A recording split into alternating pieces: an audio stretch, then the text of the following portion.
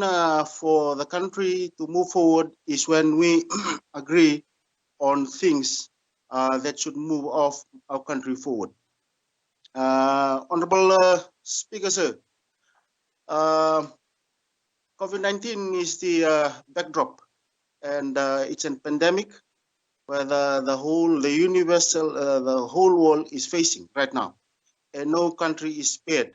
And I've said that to last year in my response to the COVID-19 response budget.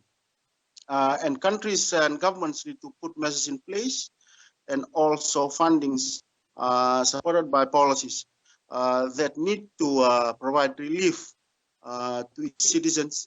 And my measurement for any budget during the crisis would always been two prone. One will be whether the budget has met the requirement of sustaining us during the crisis or its citizens. And secondly, has the budget got measures in place that will assist the country move forward post-COVID-19, whether those two big limbs are present in the budget. And from my own assessment in the budget, and also viewing plenty, receiving the views of the voters around here in Maduata, according to some of the budget announcements that has been made. But again, it's a difficult time, and the idea is that the budget needs to provide certain kind of relief. And the one of that's the bottom line in all this, that there are two fronts. One is to sustain us, the other one is to move forward. For the 2021-2022 budget, I see a decisive plan, probably in three fronts. One, sustainable measures providing cushions for those affected or suffering from the effects of COVID-19. At the same time, trying to create a demand of people spending through the various assistance to create the economic spin and also the much needed growth as we are trying to recover from this pandemic. Secondly, there are vital policies in the budget which will assist our effort to revive the economy post-COVID, as I've already said, which is something that all governments should be preparing for, looking forward to the future after COVID-19. The third thing I see in the budget is there needs to be a national consulted effort of trying to get our herd immunity or population immunity, which is in line with the WHO goal to support vaccination to secure immunized population. And in Fiji, we have a target of 80%.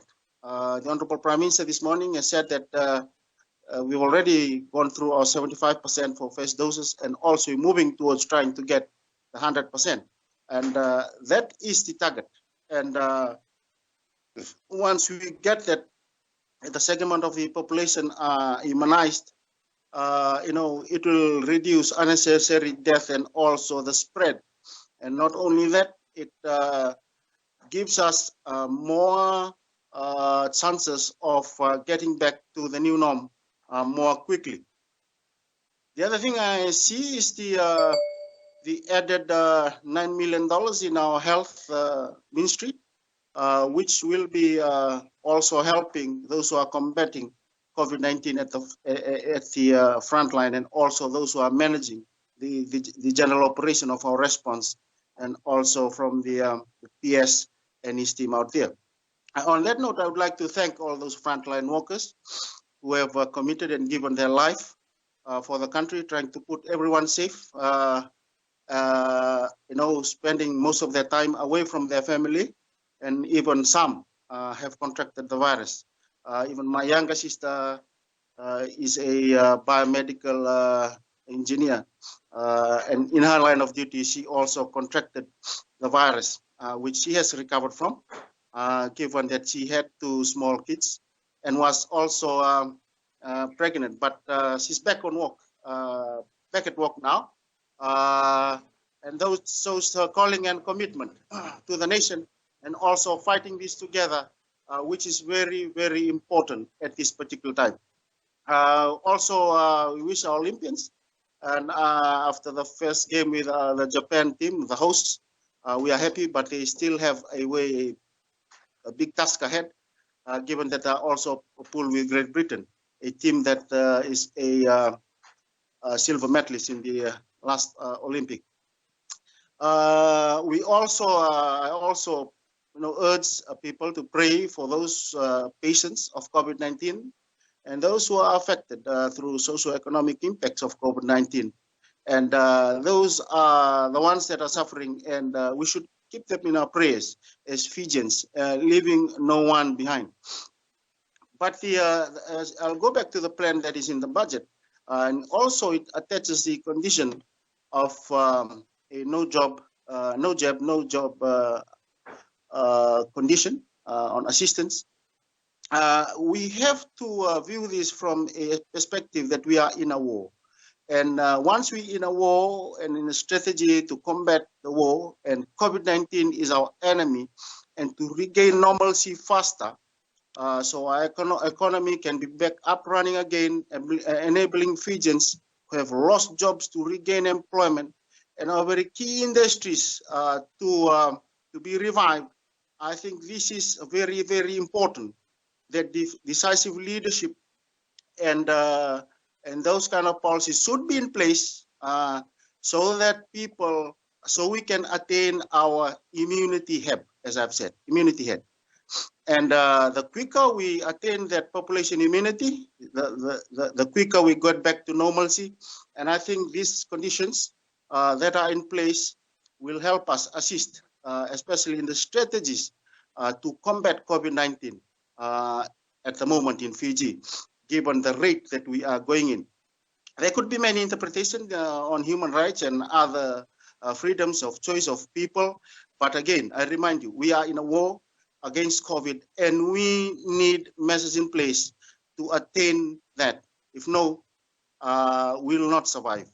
And in order to win the war, these are some of the things that needs to be implemented. Our borders will reopen, as I've said. Hotels will be back on again. The industries, our airlines coming in full with all of traveling tourists. Our children going back to school. Trade is normal again, and all the things that we used to celebrate before, and promote that Fiji the way the world should be, and that is what we should be our view as national leaders. What is the way forward from where we are now? That is the on the budget. I would like to say that living in the grassroots community, there is assistance in the agricultural sector, and also the fishery sector, and also the forestry sector. And I think those assistance will be very helpful to elevate the difficulties that our citizens are facing right now. Not only that, but building themselves in order to create more income generating avenues and alternatives that they are able to go through. So some of the announcements are welcome in terms of the removal of fees on boat license, and also boat master license, birth certificates, all those assistance that sometimes they are difficult in getting to those assistance, but those requirements have been waived, which is welcome by the rural community in the sectors, agriculture sector, fishery sector, and also the forestry sector. Also on NDP and also on SMEs, small micro enterprises, it is good that we have allocation. So this will help to become springboards in our economy, and also provide those necessary spins where people can trade amongst themselves, and money can circulate, and also things can be normal, or at least be normal in their various capacities and status. On the Itauke land, I think there's assistance in terms of Itauke land development for landowners.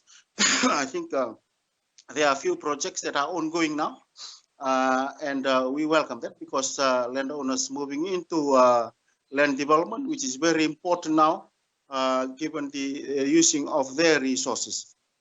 But those are the big things, honorable speakers, that I would like to, I would say that it is very, very important that we have a budget that has in place a plan that will assist our citizens at this particular time and this difficult time.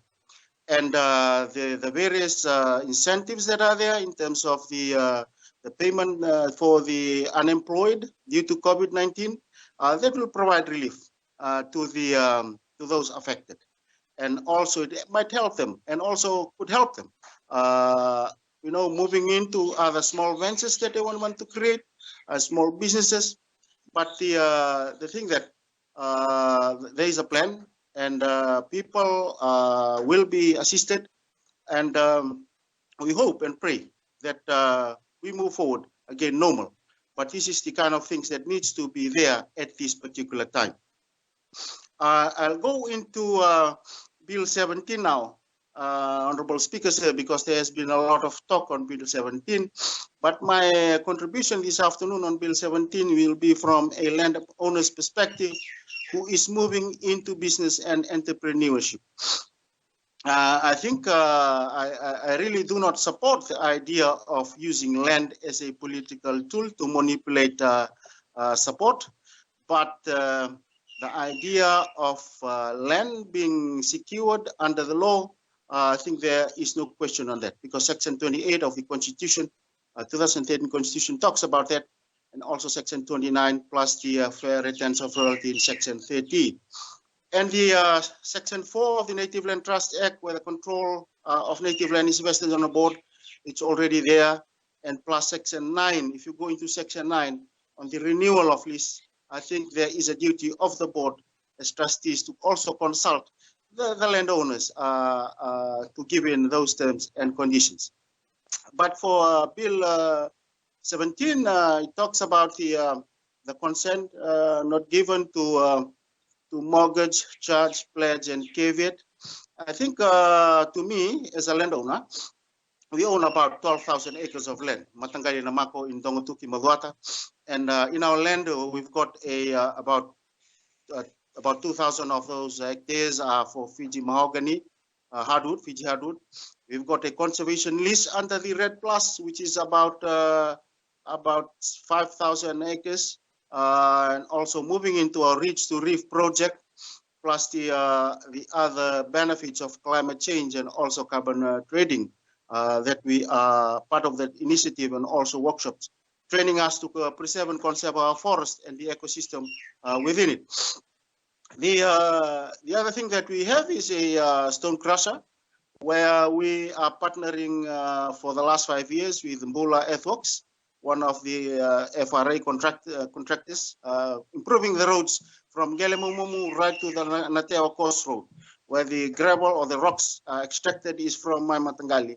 And in our partnership with them, just last month, in our partnership and conditions, the tenant and us were able to agree, and they bought a portable sawmill for us, a portable saw for us from New Zealand, which will give us more, empower us more to value add our various resources, and also move into our various community projects in housing and other things that needs to be done to improve our landowner status. On the business side, we've got a real estate property in Lambasa town. The only Matangali who has a real estate property now at Lambasa town at Rosawa Street. The other big Itauke companies are the provincial, Moduata Provincial, Namuka, and the Lambasa Tikina. But again, we've moved from that landowners, from being landowners to become entrepreneurs, and from there going into the banks and the various requirements. It's a big thing, because we Itauke, we are not used to that. But again, it's time for us to use our resources. And I agree with the amendment, given that the need to move that way. We don't only look at this from the view that this is for the Indo-Fijian tenants, because some sitting Itaukei tenants who want to venture into business will also benefit from this, and that's my argument. And given the sometimes the processing at the bank take a while, and this quickens or takes this, the approvals more faster, and also the disbursement of loan.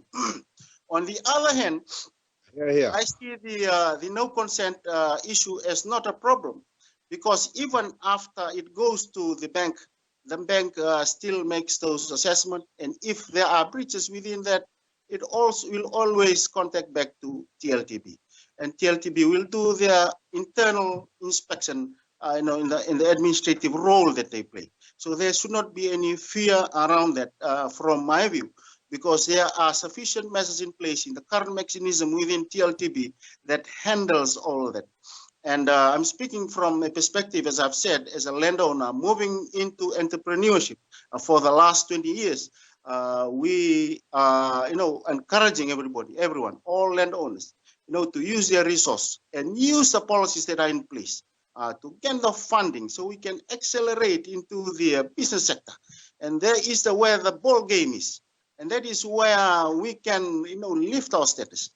The view of, native land, from a protectionist view, that should be removed, because we have to think about native land as in innovation, empowerment, and how we put in measures in place assisted by government so that we can be empowered through the various assistance we have, we can do in developing ourselves, because those inheritance are just a small part. And we hold it for our future generation. And what do we do as the now generation in developing that, and also enabling those that will come later after us to have a legacy on themselves too, a better legacy. That's our legacy that we should leave behind. And again, Honorable Speaker, those are the things that I see that Bill 17 is very important, especially moving into entrepreneurship and encouraging development. And also the likelihood of the assessment of rentals will increase, and the value of land could be increasing as we go into valuation. Plus other things that TLTB has in pipeline to move into land innovation and other partnership that will increase the value of land, and also more returns to the landowners, enabling them to set up more development and also other business that could channel and improve their livelihood.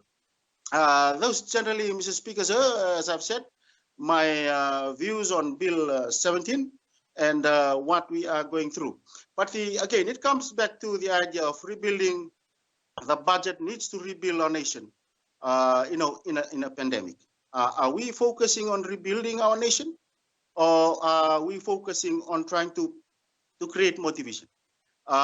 This is a very important time that we have, that we need unity, as I've started in Psalms 133:1. We need unity as we move forward. And unity in things that national leaders should balance.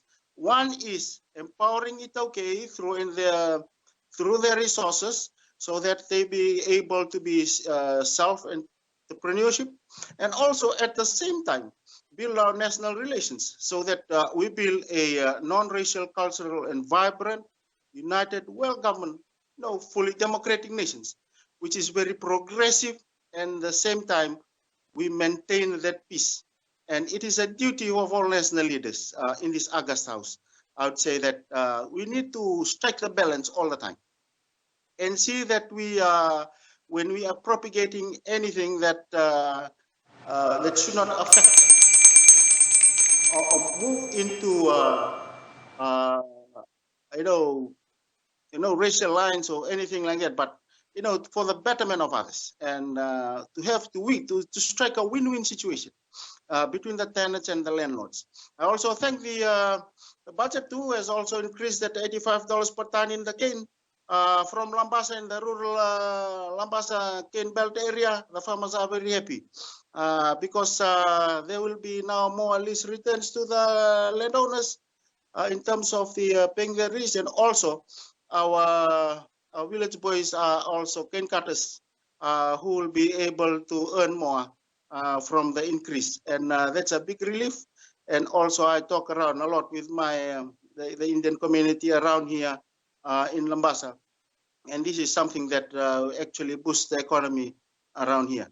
Those are a few things, Honorable Speaker, sir. From my view, this is not a time to play politics. This is not a time to use land as a political tool to manipulate things that, it's better off for the nation in terms of development of the Itoke, and also something that it's very, very important now as we move forward, especially the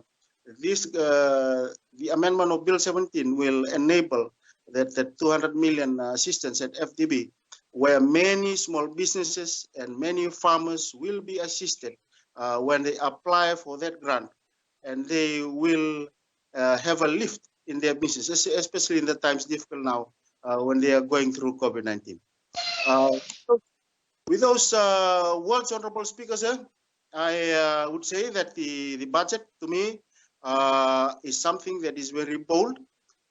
Is something there is decisive decisions that have been made by government, and this is to me a budget that will rebuild our nation. And with those words, sir, I would say that I support this budget. I thank the Honourable Mosese Bulitavu for his contribution to the debate, and I now give the floor to the Minister for Education, Heritage and the Arts, the Honourable Rosie Agba. You have the floor, ma'am. Thank you, Honourable Speaker, sir. The Honourable Prime Minister, Honourable Attorney General, Honourable Leader of Opposition, Honourable Members of Parliament, Assalamu alaikum, Nisambula Vinaka, and a very good afternoon to you all. Mr. Speaker, sir, I speak to support the 2021-2022 Fijian National Budget. But before I move to do that, Mr. Speaker, I'd like to thank Honourable Bulitavu for his address and for his support to the bill. Indeed, Honourable Bulitavu, you've said things that not only soothes the ears of us here as national leaders, but something that is going to give comfort to all those fellow Fijians who have anticipated and waited for this budget to be presented. Mr. Speaker, sir, we are going through what will be remembered by generations to come as one of the toughest moments in the history of our beloved nation. The actions that we take today, the decisions that we make today will determine the future of our country and our children for decades to come. Mr. Speaker, sir, we cannot afford to play political football with COVID-19, as some politicians are currently doing. And God forbid if they continue to do, we could be lost. Mr. Speaker, sir, the Fiji First government will not let that come to our people. And I urge all who truly care about Fiji and Fijians to quickly realize that we have a common enemy in COVID-19. COVID-19 does not care about politics. COVID-19 does not care about ethnicity or gender. COVID-19 does not care about socioeconomic status. COVID-19 only has one goal, that is to infect and to kill. Mr. Speaker, sir, we are in the middle of the largest and the toughest disasters that any government has ever faced. And the Fijian government, under the leadership of our Honourable Prime Minister, is currently mounting the biggest response effort in Fijian history. We need to put our people first. We need to ensure that all Fijians are provided with the tools to weather and survive this astronomical storm. And the 2021 and 2022 budget, Mr. Speaker, does that all. When we are in times of a national crisis, Mr. Speaker, sir, when we are under attack, there is a code, the humanity code, and that is the code we must all abide by.